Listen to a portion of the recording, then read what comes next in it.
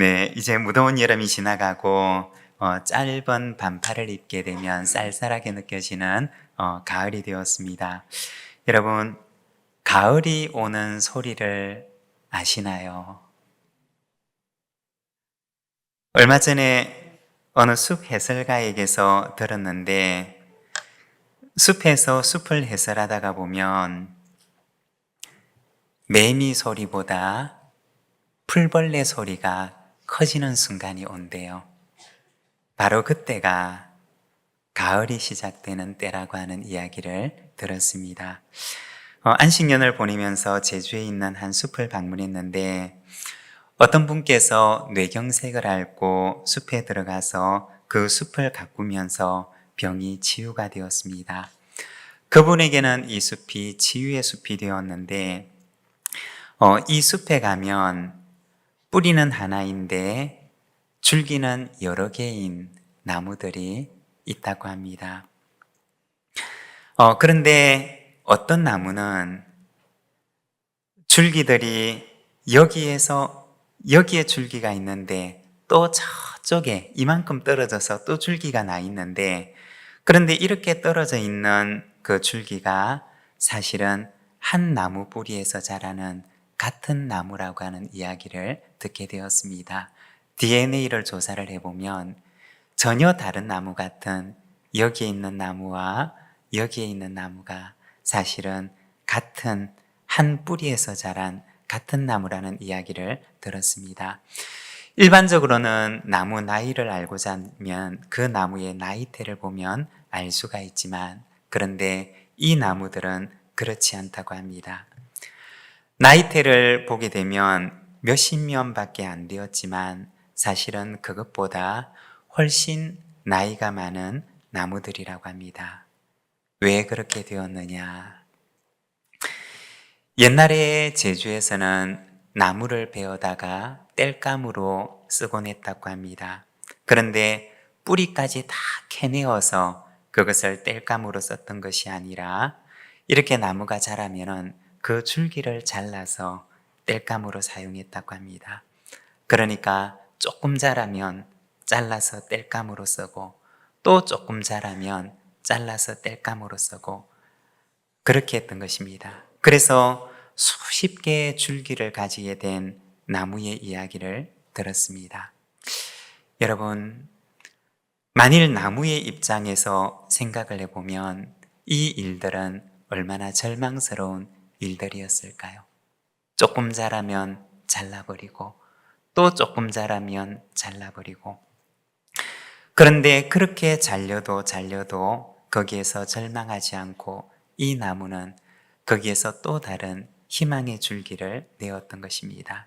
그렇게 해서 그 숲을 덮어갔던 나무들의 이야기를 보았던 적이 있습니다. 여러분, 우리의 인생 가운데도 줄기가 잘리는 것 같은 절망스러운 순간들이 찾아올 때도 있습니다. 그러나 거기에서 절망하지 않고 다시 희망의 줄기를 내어보시기를 바랍니다. 언젠가 나의 인생이 희망의 나무들로 가득한 숲이 되어 있는 것을 보게 될 것입니다. 이러한 희망의 이야기가 바로 저와 여러분의 이야기가 되시기를 바랍니다. 오늘은 마태복음 6장 말씀을 통해서 감사, 새들과 꽃들처럼 이라는 제목으로 우리가 새들과 꽃들의 감사에 대해서 잠깐 함께 말씀을 묵상을 하고자 합니다. 먼저 첫 번째는 오늘의 하나님께 감사입니다. 25절에서 30절까지 말씀을 우리말 성경으로 봉독하는데 우리 함께 듣겠습니다. 그러므로 내가 너희에게 말한다. 자기 생명을 위해 무엇을 먹을까, 무엇을 마실까 걱정하지 말고 자기 몸을 위해 무엇을 입을까 걱정하지 말라. 생명이 음식보다 소중하고 몸이 옷보다 소중하지 않느냐. 곤충의 나는 저 새들을 보라. 씨를 뿌리지도 거두지도 창고에 쌓아두지도 않지만 하늘에 계신 너희 아버지께서는 먹이신다. 너희는 새들보다 얼마나 더 귀하냐. 너희 중 누가 걱정한다고 해서 자기 목숨을 조금이라도 더 연장할 수 있겠느냐? 어째서 너희는 옷 걱정을 하느냐? 들에 핀 저 백합꽃이 어떻게 자라는지 보라. 일하거나 옷감도 짜지도 않는다. 그러나 내게 너희에게 말한다. 그 모든 영화를 누렸던 솔로몬도 이 꽃 하나만큼 차려입지는 못했다. 오늘 있다가도 내일이면 불 속에 던져질 들불도 하나님께서 그렇게 입히시는데 하물며 너희는 얼마나 더 잘 입히시겠느냐. 믿음이 적은 사람들아. 아멘. 아멘. 이 마태복음 6장의 말씀은 예수님께서 제자들에게 들려주신 말씀입니다. 늘 염려 속에 살아가는 제자들에게 예수님께서는 새들과 꽃들과 또 풀들의 이야기를 들려주셨던 것입니다. 새들의 아버지가 되시고 꽃들의 아버지가 되시고 또 풀들의 아버지가 되시는 하나님에 대해 말씀했던 것입니다. 새들의 아버지가 되시는 하나님께서는 그들에게 일용할 양식을 주시고 꽃들의 아버지가 되시는 하나님께서는 그들에게 솔로몬의 영광보다 아름다운 옷으로 입혀주시고 풀들의 아버지가 되시는 하나님께서는 오늘 피었다가 내일 지는 그러한 들풀이지만 그러나 오늘의 흡족한 은혜를 주시는 것을 말씀하십니다. 예수님의 말씀은 바로 이 하나님이 그들의 아버지가 바로 너희의 아버지다 라고 말씀하셨던 것입니다. 우리가 성경을 보게 되면 이스라엘 백성들이 애굽에서 나와서 가나안으로 지나갈 때 광야를 지나가게 됩니다. 그런데 이 광야에서 그들은 40년의 길을 걸어갑니다. 하나님께서는 이스라엘 백성들이 광야 길을 걸어가는 그 40년 동안 매일같이 하늘로부터 만나를 내려주셨습니다. 매일같이 오늘의 양식을 내려주시면서 기적 같은 날들을 그들에게 허락해 주셨던 것입니다. 그러면 여러분 어떠할까요? 광야에서 40년을 걸어갔던 매일같이 하늘로부터 내려오는 그 만나를 먹었던 이스라엘 백성들은 하나님께 감사했을까요? 우리가 성경을 보면 그렇지를 않았습니다. 그들은 오늘의 양식에 감사하지 못하고 늘 내일의 염려 속에 불안해하고 또 불평하였습니다. 이들을 바라보는 하나님의 마음은 어떠하였을까요? 아마 하나님께서는 오늘 우리가 읽고 있는 예수님께서 제자들에게 들려주신 이 말씀을 그들에게도 들려주고 싶지 않으셨을까요? 공중의 새들을 보라, 들의 꽃들과 풀들을 보라. 너희는 이것들보다 더욱 귀하다. 새들의 아버지가 되시는 하나님께서, 꽃들과 풀들의 아버지가 되시는 하나님께서 오늘 너희의 아버지가 되신다 라고 말씀해주고 싶지 않으셨을까요? 우리가 성경을 읽을 때 하나님을 아버지라고 말하는 것을 보게 됩니다. 이때 아버지라고 하는 그 말 속에는 공급자라는 의미가 들어 있습니다. 생명의 공급자, 나의 생명을 지키시고 돌보시는 분, 또한 우리의 필요의 공급자, 우리의 결핍을 아시고 오늘 일용할 양식을 우리에게 허락해 주시는 우리의 아버지 하나님을 말하는 것입니다. 이처럼 성경에 나오는 이 아버지라고 하는 말 속에는 바로 공급자라는 의미를 가지고 있습니다. 그러면 우리는 왜 감사하지를 못하는 것일까요? 그것은 하나님을 나의 공급자라고 생각하지 않고 하나님 외에 다른 대상을 우리의 공급자라고 여기기 때문인 것입니다.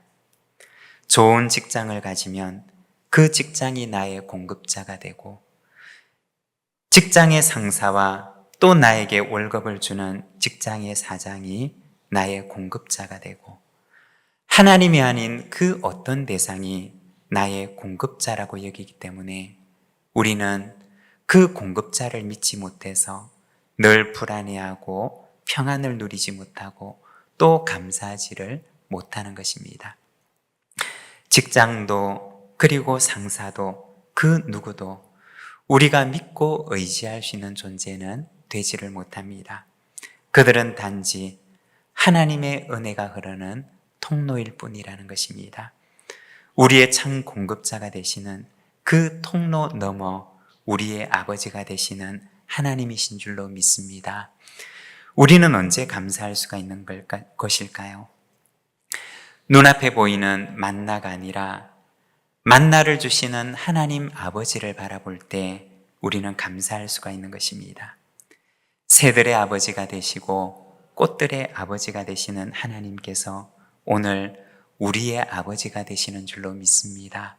새들처럼 하나님께 찬양하고 꽃들처럼 우리의 아버지가 되시는 하나님께 영광을 돌리는 자가 되시기를 바랍니다.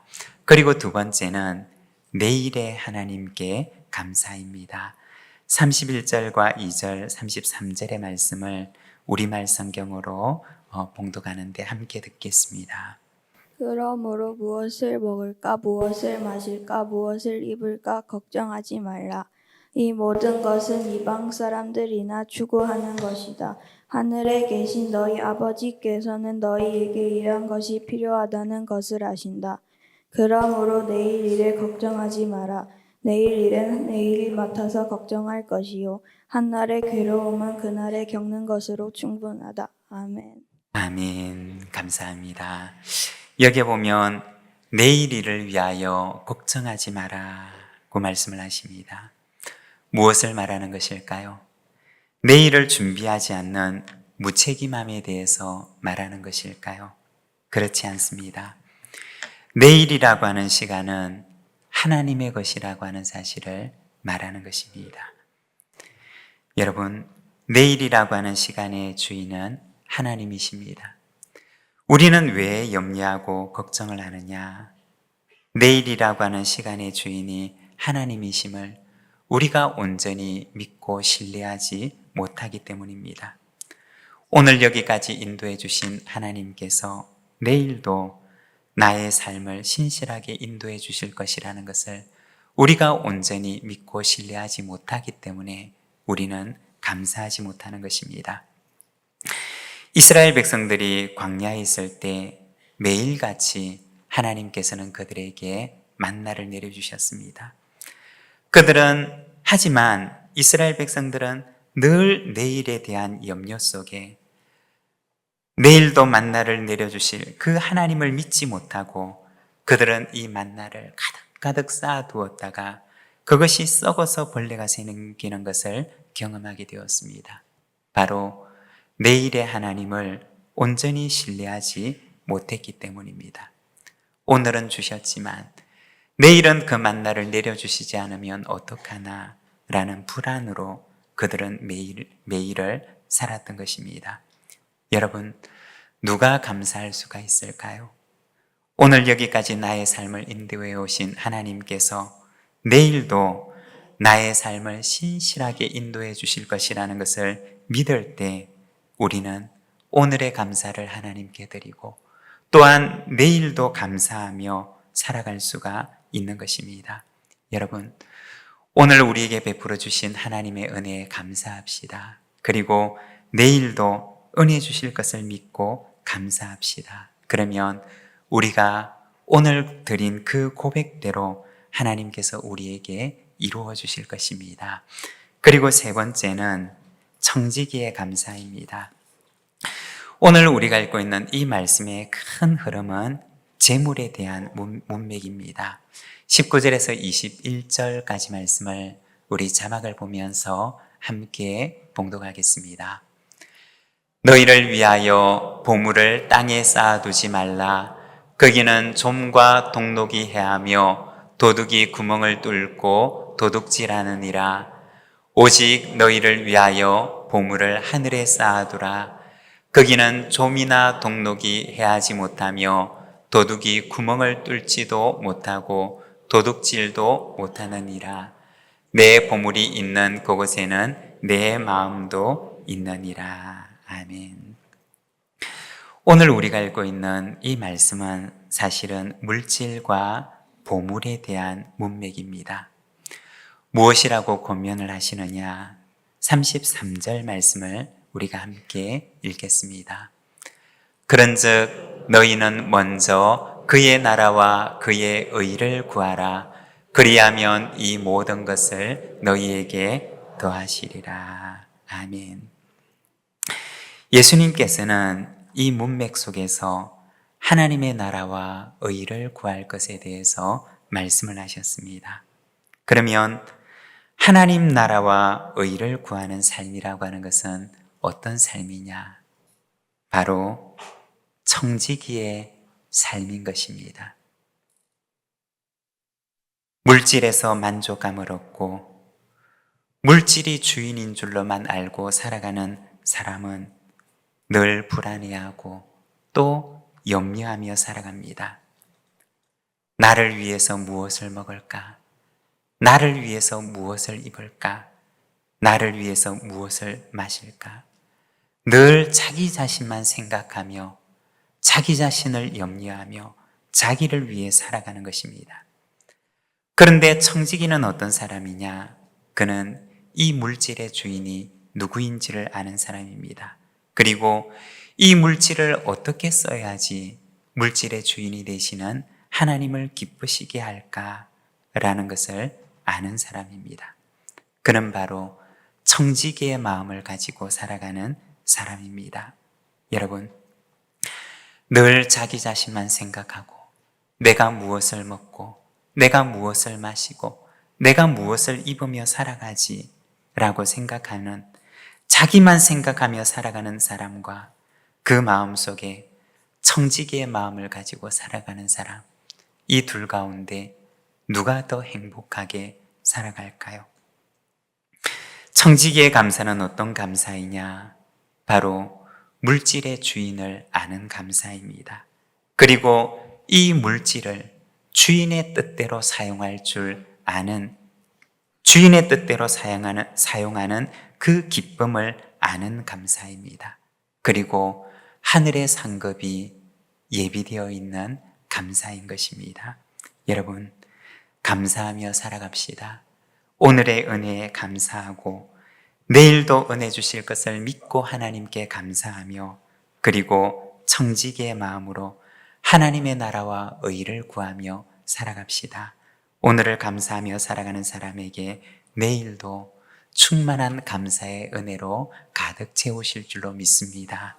우리 시간 함께 찬양할 텐데, 날 구원하신 주 감사, 우리 함께 고백하는 마음으로 찬양하겠습니다.